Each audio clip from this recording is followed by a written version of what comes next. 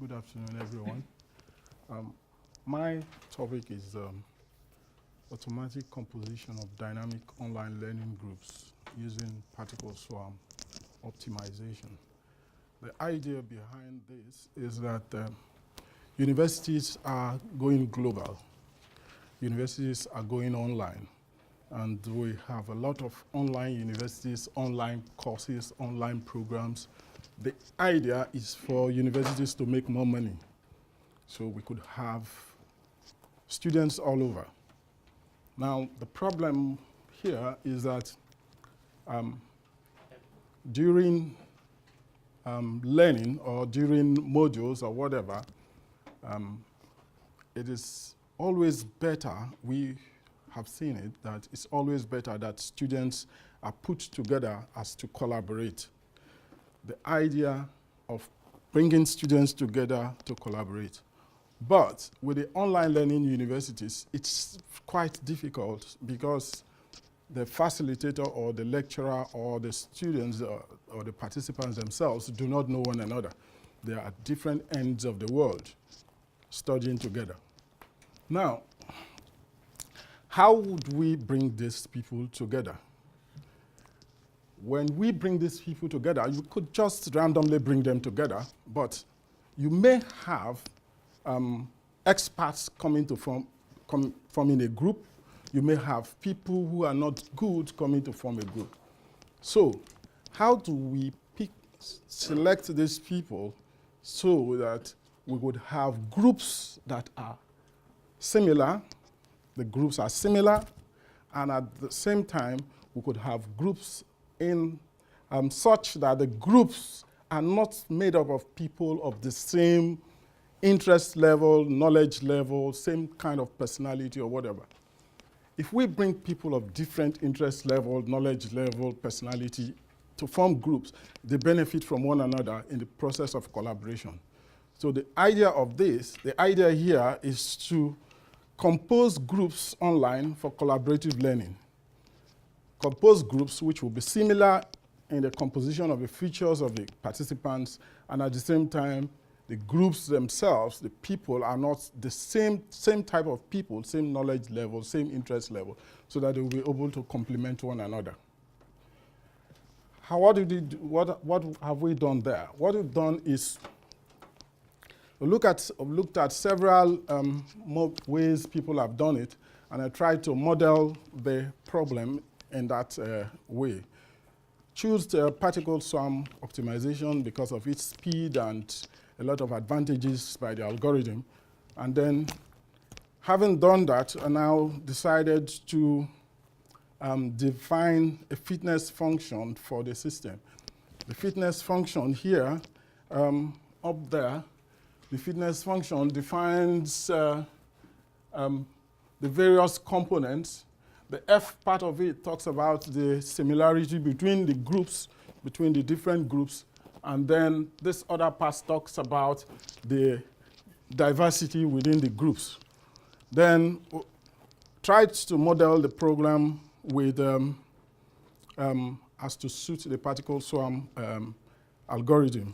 And now did this where is a learner, one of the constraints is that a learner could belong to one and only one group. You can't belong to two different groups because we're talking about same topic area. Now, what I did is that in the PSO, you do have, if we go back to the previous slide, in the PSO has been used in different domains, different application areas. We try to find what will be the appropriate values for this constant, these values here. We do have the constant 2 multiplied by a random number, and that's to give this value. That's been proven by some other people, but we tried to vary the values here from 1 to 9, the various combinations, to see for which value we'll get an optimum solution. We tried doing that. When I did that, we got the algorithm converged with the data, but it didn't give us, it didn't give it didn't explore beyond the first few optimum solutions obtained. If we look at this, the red line is the global best fit of the algorithm got.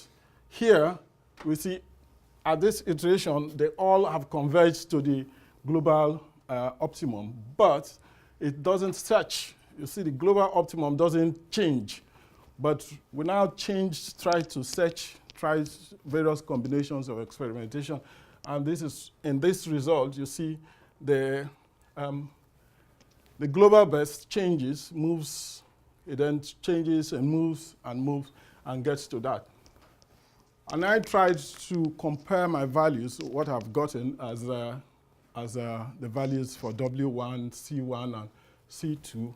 And this is the result I got. I got 0.909, that is 90%. While I tried to evaluate this with other people who have other values, other weights that have been produced by other people, other authors who used particle swarm, and these are the values they got, and these are the values for these various people. And these, we now see that these weights gives a better result relative to what they have done. The essence is that here the particles are still searching. Here the particles just get to the optimum and they remain there, they don't change. With this, we cannot find the global optimum. We will get stuck in a local optimum, which may be the first few, within the first few iterations. So whatever is the global best at that time remains there. But here you see the particles are still searching, At this point, you see a couple of them are still searching, while others have been stuck there,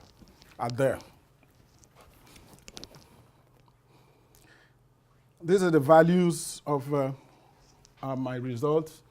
Weight W1, I have 3, C1 and C2, both equal to 2. The algorithm converges, it still searches the solution space.